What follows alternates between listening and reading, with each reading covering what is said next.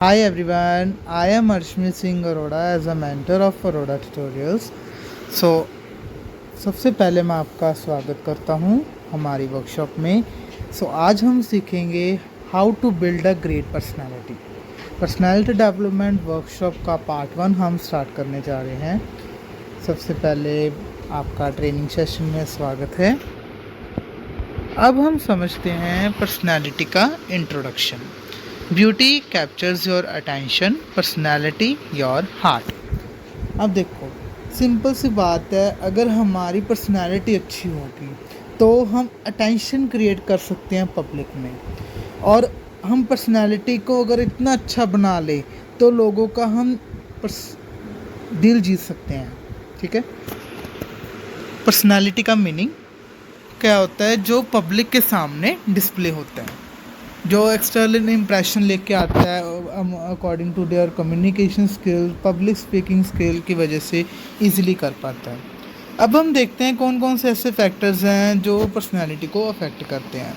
सबसे पहले आ जाता है जी हेरिडिटी। हेरिडिटी का मीनिंग बेसिकली ये बायोलॉजिकल कंसेप्ट है कि पेरेंट्स के कोई ना कोई ऐसा फेशियल फीचर या कोई ना कोई उनका हैबिट्स, करेक्टर, थिंकिंग माइंडसेट या गुड मैनर्स, कुछ भी हो सकता है, वो पास ऑन होता है चाइल्ड में। फॉर एग्ज़ाम्पल हम देखते हैं कि हमें कहा जाता है कि आप ना अपने पापा पे गए हो, आप अपने मदर पे गए हो, तो वो लोग हम लोग कैसे आइडेंटिफाई कर पाते हैं? तो इसका बेसिक मीनिंग ये है क्योंकि एक आउटर एक्सप्रेशन लेके आती है पर्सनैलिटी का। अब हम बात करते हैं एनवायरनमेंट। अब ये बहुत मैटर करता है कि आप कौन से एनवायरनमेंट में लिव करते हो, पॉजिटिव एनवायरनमेंट में हो या नेगेटिव एनवायरनमेंट में हो। फॉर एग्ज़ाम्पल, जैसे कि इन्वायरमेंट है ना, आप पॉजिटिव इन्वायरमेंट में हो, आपको पॉजिटिव वाइब्स मिलेंगी, साथ के साथ आपके जो सराउंडिंग पीपल हैं वो आपको पॉजिटिव वाइब देंगे, इनकरेजमेंट मिलती जाएगी, हमेशा पॉजिटिविटी रहेगी। आप उसमें रहना चाहते हो, अपनी लाइफ में ग्रो कर सकते हो, अपने आप को अच्छी पर्सनैलिटी बिल्ड कर सकते हो। नेगेटिव इन्वायरमेंट ऐसा होगा कि आप सही ट्रैक पे हो, एक नेगेटिविटी फैल रही है माइंड में, वो नेगेटिविटी स्टक कर जाती है माइंड में और पर्सनैलिटी में, और आप अपने काम को गिव अप कर जाते हो या उस पर ट्रैक में से हिल जाते हो। ठीक है। इसका एग्जांपल है जैसे फ्रेंडशिप। अब देखते हो कि फ्रेंड सर्कल होती है ना। अगर मैं पॉजिटिव इन्वायरमेंट में बात करूं, सपोज करो कि आप एक फ्रेंड सर्कल में ऐसे हो कि जो सारे ही मेंबर्स हैं वो ग्रो करने में लगे हुए हैं, अपनी पर्सनालिटी को ग्रो कर रहे हैं, साथ के साथ आपको भी ग्रो करने में मोटिवेट कर रहे हैं, इनकरेज कर रहे हैं कि आप इजीली उस चीज़ को कर सको। ठीक है। तो ये तो होगा पॉजिटिव इन्वायरमेंट, आपको बहुत अच्छी पॉजिटिव वाइब्स मिल रही है, आप खुद भी मोटिवेट हो रहे हो, किसी को मोटिवेट कर रहे हो, आप इजीली बहुत अच्छा ग्रो कर सकते हो। On the other hand, negative environment, for example friendship का ही लेते हैं। वो अगर फ्रेंड सर्कल में ऐसा एक नेगेटिव पर्सन है जो मतलब जैसे कि एग्जांपल है ड्रग एडिक्टर की, वो ड्रग एडिक्टर है, ठीक है, वो ना इन्फ्लुएंस करेगा सभी को उसको डोज लेने के लिए, तो वो एक नेगेटिविटी माइंडसेट सभी के इन्फ्लुएंस हो जाती है। अगर वो इन्फ्लुएंस होके आप उस चीज़ में चले जाते हो या कोई भी चला जाता है तो वो नेगेटिविटी फैल जाती है माइंड में, तो एक आप सही जाते जाते भी आप इन्फ्लुएंस होके ट्रैक बदल देते हो। सो इन्वायरमेंट भी मैटर करता है एक पर्सनैलिटी को आउटर एक्सप्रेशन देने के लिए। सो हमेशा हमें पॉजिटिव इन्वायरमेंट लेना चाहिए। थर्ड पॉइंट आता है फिज़िक, लुक एंड ड्रेस। आपका फिज़िक कैसा है, आपकी लुक कैसी है, आपकी ड्रेस कैसी है, ये बहुत मैटर करता है, क्योंकि एक आउटर लुक पर्सनैलिटी को ये डिपेंड करती है। अब हम कहते हैं ना कि हमारा ड्रेसिंग सेंस बहुत अच्छा होना चाहिए, first impression is the last impression, ये सुना होगा सभी ने, तो ये बहुत मैटर करता है। अगर आपका ड्रेसिंग सेंस बहुत अच्छा है तो सामने वाले के माइंड में यही होगा कि आपकी पर्सनैलिटी बहुत अच्छी है, तो बहुत अच्छा कनेक्ट बन सकता है। फॉर एग्ज़ाम्पल, अगर आप जॉब लेना चाहते हो, ठीक है, तो आप ऐसा ड्रेसिंग सेंस लेके जा रहे हो कि आप पार्टी वियर ड्रेसेस डाल रहे हो या कैजुअल वियर डाल रहे हो, तो आपको क्या लगता है कि आपको जॉब मिलने के चांसेस हैं? डेफिनेटली नहीं, कभी भी नहीं मिलेंगे। तो ये ड्रेसिंग सेंस अगर नहीं है कि हमें पता है कि फॉर्मल वे में अगर हम ऑफिस में भी जाना है तो हमें क्लोथ्स में, फॉर्मल ड्रेसेस में होना चाहिए। तो ये ड्रेसेस ऐसा है, ठीक है। अब आ जाता है एटीट्यूड अप्रोच। अब आपका एटीट्यूड कैसा होना चाहिए? हमेशा पॉजिटिव होना चाहिए। सेम प्रोसेस मैंने अभी आपको बताया कि पॉजिटिव हमेशा पॉजिटिव वाइब्स को इनकरेज करता है। वो हर अपॉर्चुनिटी को अचीव करने में कोशिश करता है, कुछ ना कुछ नया सीखता है और कुछ ना कुछ नया सिखाने की कोशिश करता है और अपनी लाइफ में ग्रो करने की, पर्सनैलिटी को बिल्ड करने की कोशिश करता है। नेगेटिव इन्वायरमेंट होता है कि आप सपोज करो यही चीज़ है कि आपको ग्रो करना चाहते हो बट आपको कोई डिमोटिवेट कर रहा है या आपको इन्फ्लुएंस कर रहा है कि इसमें कुछ नहीं है। फॉर एग्जांपल आपने कोई गोल सोचा है कि आपने कुछ करना है, आप उसके लिए फुल पैशनेट हो बट आपके सराउंडिंग सारा नेगेटिव इन्वायरमेंट है, तो आप उसको सोच रहे हो कि नेगेटिव है, कुछ नहीं है, मेरे बस का नहीं है, आप वहाँ पे छोड़ देते हो, आप नेगेटिव वे में जा रहे हो, नेगेटिव एटीट्यूड रख रहे हो। सो ये प्रॉब्लम आती है। हमेशा हमें पॉजिटिव एटीट्यूड रखना चाहिए। इसका अगला पॉइंट आपको ये बताता हूँ कि पॉजिटिव अगर सोचोगे आपका माइंड भी पॉजिटिव रहेगा, स्ट्रेस फ्री रहोगे, आप इजीली अपनी लाइफ को अच्छी तरह से लिव कर सकते हो। नेगेटिविटी अगर माइंड में स्टक कर रही है तो आप कुछ भी काम नहीं कर सकते, कोई भी टास्क भी नहीं कर सकते। अब आ जाता है टाइप्स ऑफ पर्सनैलिटी। अब देखो इतना इजी नहीं है कि पर्सनैलिटी को हम कह दें कि इसकी इतनी पर्सनैलिटीज़ हैं। बीइंग रीज़न, क्योंकि सभी की अपनी अपनी पर्सनैलिटी है। आपकी अपनी पर्सनैलिटी है, मेरी अपनी पर्सनैलिटी है, सभी की अपनी अपनी पर्सनैलिटी है। बट ये डिपेंड करता है पर्सनैलिटी ट्रेड्स पे कि आपका बिहेवियर कैसा है, आपकी थिंकिंग कैसी है, आपके हैबिट्स कैसे हैं और आपका माइंडसेट कैसा है। सो अब हम समझते हैं कुछ टाइप्स।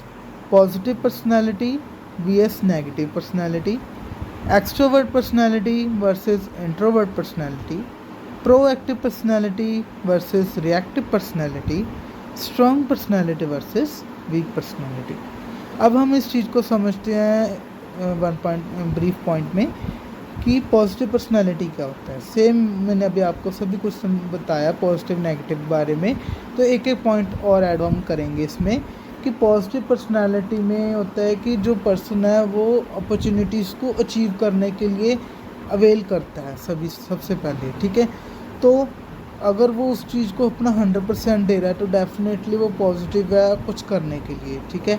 नेगेटिव होगा, वो क्या करेगा, अपॉर्चुनिटी को लेगा नहीं, जहाँ तो वो गिव अप कर जाएगा या वो करने की कोशिश करेगा, उससे हो नहीं रहा होगा तो वो उस पर ध्यान नहीं देगा या अचीव ही नहीं करने की कोशिश करेगा, ठीक है। सो हमें हमेशा पॉजिटिव पर्सनैलिटी लेनी चाहिए। अब आ जाता है extrovert personality versus introvert personality. Extrovert personality, हम सुनते हैं कि हमें एक्सट्रोवर्ट होना चाहिए, क्यों?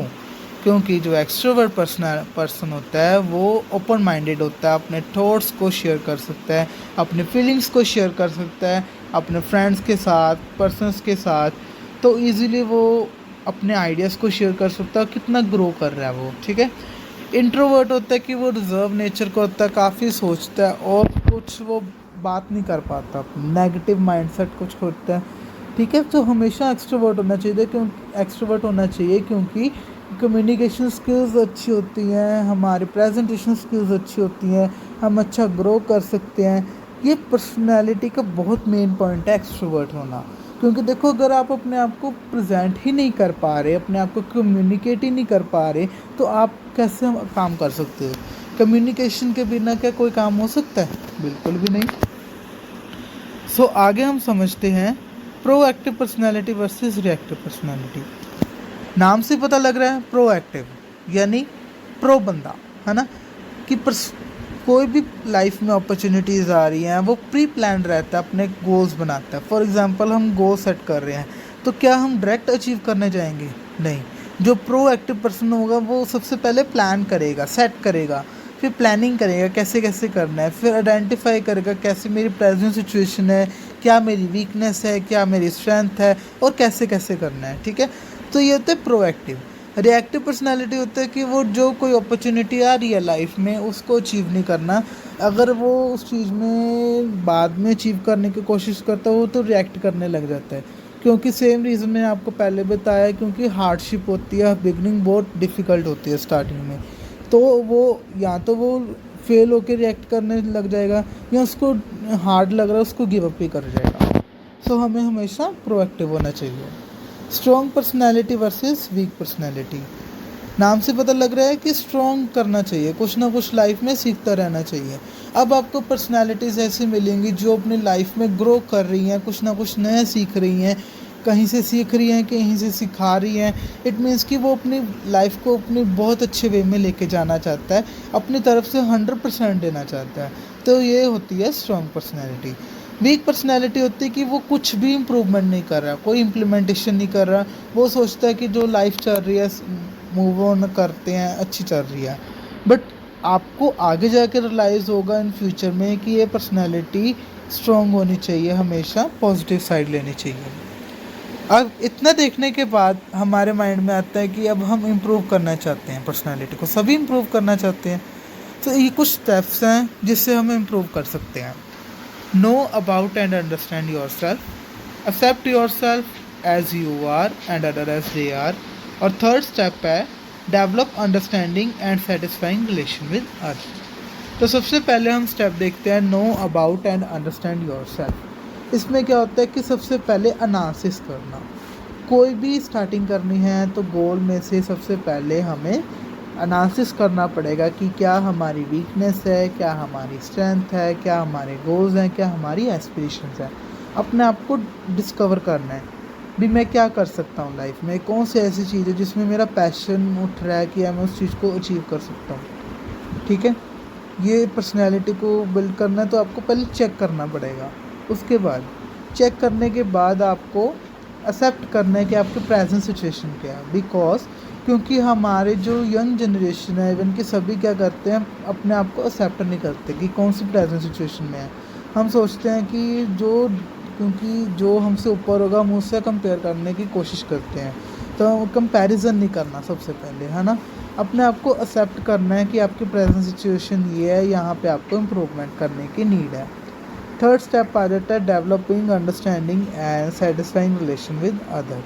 अब इसमें देखना है कि अंडरस्टैंडिंग बहुत ज़रूरी है रिलेशनशिप में। चाहे हम कोई भी रिलेशन देखते हैं, जैसे कि फ्रेंड्स का आपको पिक्चर में भी देख सकते हो, फ्रेंडशिप है ये बहुत अच्छा बॉन्ड क्रिएट कर रही है ना। अंडरस्टैंडिंग है सभी में बीच में। ऐसे रिलेशंस होते हैं जैसे फैमिली में रिलेशंस होते हैं, आपके पर्सनल रिलेशन हो सकते हैं फ्रेंड के साथ और प्रोफेशनल लेवल पे कोलीग के साथ, है ना। तो सभी में अंडरस्टैंडिंग होनी बहुत ज़रूरी है। बीइंग रीज़न इसमें कम्युनिकेशन रोल बहुत ग्रेट रोल प्ले करता है, क्योंकि कम्युनिकेशन में ही अगर आप अपना रोल नहीं अच्छा प्ले कर पाओगे तो आप कैसे अंडरस्टैंड कराओगे। अगर आप कम्युनिकेट ही नहीं कर पा रहे तो आप कैसे सामने वाले को अंडरस्टैंड कर सकते हो। सो ये बहुत ज़रूरी है। अगर आपकी अंडरस्टैंडिंग अच्छी है तो आपका सेटिस्फाई रिलेशन हो सकता है, अच्छा से अच्छा कनेक्ट बनेगा, तो आप अच्छा कर सकते हो। सो ये थे कुछ स्टेप्स जिससे हम अपनी पर्सनैलिटी को इम्प्रूव कर सकते हैं। So that's it for today. हमारा पार्ट 1 हमारा यहीं पे ख़त्म हुआ। हम आगे पार्ट 2 सीरीज़ कंटिन्यू रखेंगे। So stay tune. कोई डाउट हो तो हमारे ऑफिशियल ग्रुप में आप पूछ सकते हो, हमारे ऑफिशियल नंबर पे भी आप मेंटर के साथ बात कर सकते हो। So thank you so much. That's it for today.